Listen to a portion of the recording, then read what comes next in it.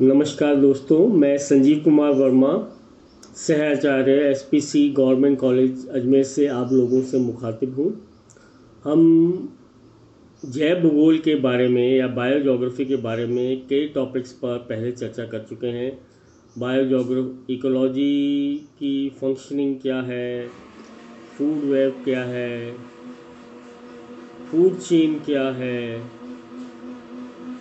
पारिस्थितिक या ecological pyramids क्या है, कितने प्रकार के होते हैं।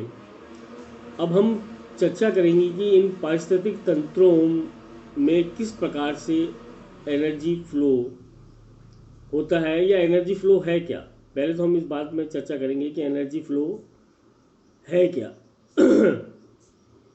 तो हम स्टार्ट कर रहे हैं एनर्जी फ्लो से। एक पारिस्थितिक तंत्र के सुचारू संचालन हेतु ऊर्जा का निरंतर प्रवाह आवश्यक है। पृथ्वी पर ऊर्जा की प्राप्ति का एकमात्र स्रोत सूर्य है। सौरिक ऊर्जा विकिरण के माध्यम से भूपृष्ठ पर पहुंचती है।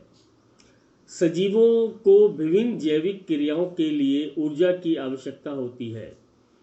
विभिन्न प्रकार से होने वाले अवशोषण, परावर्तन तथा विकिरण के कारण संपूर्ण सूर्य ताप पृथ्वी तक नहीं पहुंच पाता है।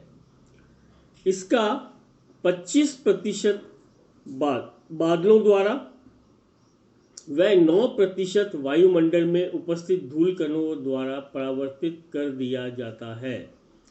9% भाग वायुमंडलीय गैसों एवं जलवाष्प द्वारा अवशोषित कर लिया जाता है। भूपृष्ठ द्वारा भी सौरिक विकिरण के 4% भाग का परावर्तन हो जाता है। तो कुल मिलाकर सूर्य से आने वाली ऊर्जा का मात्र 43% भाग ही धरातल पर पहुंच पाता है। इस धरातल पर जो 43% भाग पहुंचता है, इसमें से भी कुछ भाग परावर्तित हो जाता है। तो जो भी भाग पृथ्वी का बचता है, उसके कारण पृथ्वी का जो तापमान है वो सामान्यतः पूरे विश्व में 15 डिग्री सेंटीग्रेड के आसपास मिलता है। सृष्टि में ऊर्जा के विविध रूप पाए जाते हैं, जैसे विकिरण ऊर्जा, रासायनिक ऊर्जा, ऊष्मा ऊर्जा, यांत्रिक ऊर्जा आदि। सौरिक ऊर्जा का विभिन्न रूपों में पारिस्थितिक तंत्र के विभिन्न संगठकों में संचलन, स्थानांतरण एवं गमन होता है। विकिरण के रूप में धरातल पर पहुंचने वाली सौर ऊर्जा को मात्र पेड़ पौधे ही ग्रहण करते हैं। अन्य जीवधारियों में ये क्षमता नहीं पाई जाती कि सौर ऊर्जा को ग्रहण कर सके। पेड़ पौधे प्रकाश संश्लेषण की क्रिया द्वारा या फोटोसिंथेसिस की प्रोसेस द्वारा इसे रासायनिक ऊर्जा या भोजन ऊर्जा में रूपांतरित कर देते हैं, जो कि मुख्यतः कार्बोहाइड्रेट के रूप में पादप ऊतकों में संचित हो जाती है। यही रासायनिक ऊर्जा अन्य जीवधारियों के जीवन का आधार है। प्राणियों की उपापचयी क्रियाओं के फलस्वरूप रासायनिक ऊर्जा यांत्रिक ऊर्जा तथा ऊष्मा ऊर्जा में रूपांतरित हो जाती है। पारिस्थितिक तंत्र में ऊर्जा प्रवाह का मुख्यतः ऊष्मा गतिकी या थर्मोडायनेमिक्स के दो नियमों द्वारा होता है। ये प्रवाह पहला, ऊर्जा के संरक्षण के नियमानुसार ऊर्जा का निर्माण व नाश नहीं होता है, वरन इसे रूपांतरित किया जा सकता है। उदाहरणार्थ, सूर्य ऊर्जा या प्रकाश ऊर्जा का हरे पौधों द्वारा रासायनिक ऊर्जा या भोजन ऊर्जा में रूपांतरण होता है। इस रासायनिक ऊर्जा को विभिन्न पोषण स्तर के जीवों द्वारा श्वसन के समय ऊष्मा ऊर्जा के रूप में वायुमंडल में मुक्त कर दिया जाता है। दूसरा जो नियम है, द्वितीयक नियमानुसार जब ऊर्जा का रूपांतरण होता है तो ह्रास भी होता है। कोई भी जीव भोजन द्वारा प्राप्त की गई समस्त ऊर्जा को अपने शरीर में संचित नहीं रख पाता। सामान्यतः खाद्य श्रृंखला के एक पोषण स्तर के जीवों द्वारा प्राप्त की गई ऊर्जा का औसत 10% ही संग्रहित किया जा सकता है। शेष 90% ऊर्जा का ऊष्मा के रूप में ह्रास हो जाता है। उत्पादकों से लेकर उपभोक्ताओं व अपघटकों तथा ऊर्जा की मात्रा निरंतर घटती जाती है। इसे 10% ह्रास का नियम कहते हैं। जीवों द्वारा श्वसन व कार्य करने में ऊर्जा का क्षय होता है।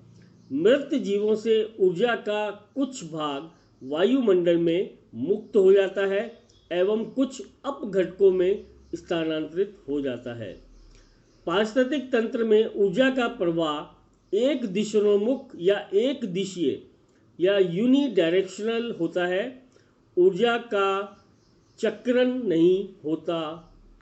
विभिन्न पोषण स्तरों में ऊर्जा का बहिर्गमन होता है। जिस ऊर्जा का एक बार पारिस्थितिक तंत्र से बहिर्गमन हो जाता है वह उपभोग के लिए पुनः उपलब्ध नहीं हो पाती है।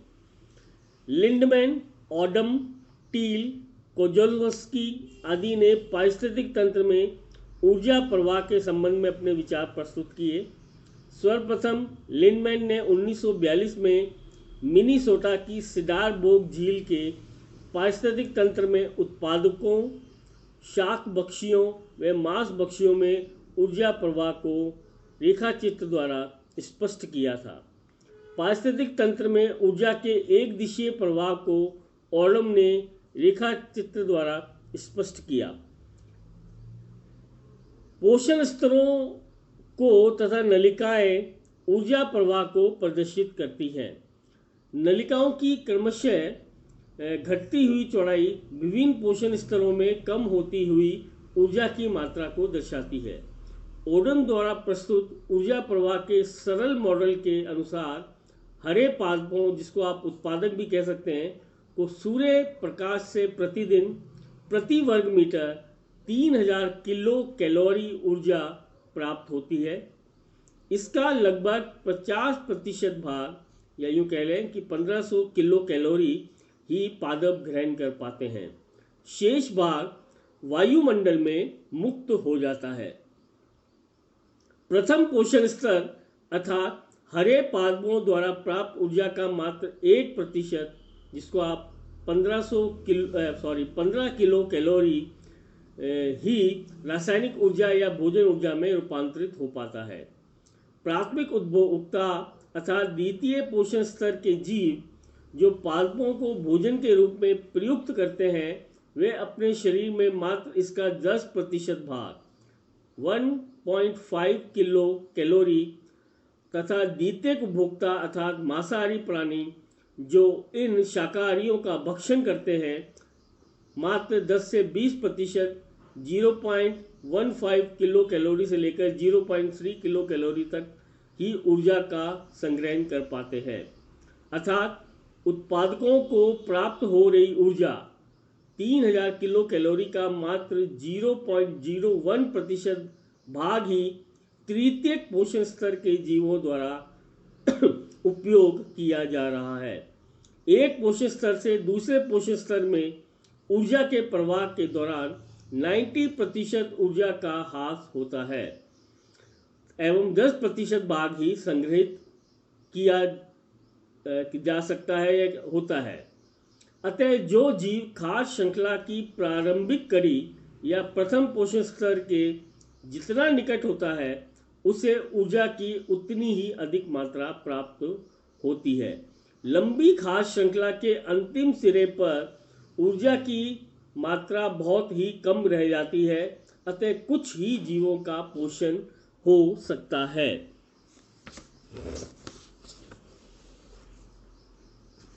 नाइनटीन 1966 में ब्राउन तथा 1980 में पार्क ने पारिस्थितिक तंत्र में ऊर्जा प्रवाह के सामान्य प्रतिरूप को सरल आरेखों द्वारा प्रदर्शित किया। उन्होंने स्पष्ट किया कि पारिस्थितिक तंत्र में ऊर्जा का प्रवाह 3 प्रमुख मार्गों से होता है। पहला है खास श्रृंखला के प्रत्येक पोषण स्तर से अगले पोषण स्तर में ऊर्जा का स्थानांतरण एवं गमन। द्वितीय, प्रत्येक पोषण स्तर के मृत जीवों से अपघटक जीवों में ऊर्जा का स्थानांतरण एवं गमन। और तीसरा, प्रत्येक पोषण स्तर के जीवों के शोषण द्वारा ऊर्जा का ऊष्मा के रूप में वायुमंडल में निर्गमन एवं क्षय। वैसे देखा जाए तो हम खास श्रृंखला और उसके बाद इस खास श्रृंखला में किस प्रकार ऊर्जा का प्रवाह विभिन्न स्तरों पर होता है उसके बारे में आज थोड़ी सी बात की है। और कल हम अलग अलग रासायनिक चक्रों, कार्बनिक चक्रों, नाइट्रोजन चक्रों, ऑक्सीजन चक्रों और जैव भू रासायनिक चक्र या बायोकेमिकल साइकिल के बारे में पढ़ेंगे। धन्यवाद।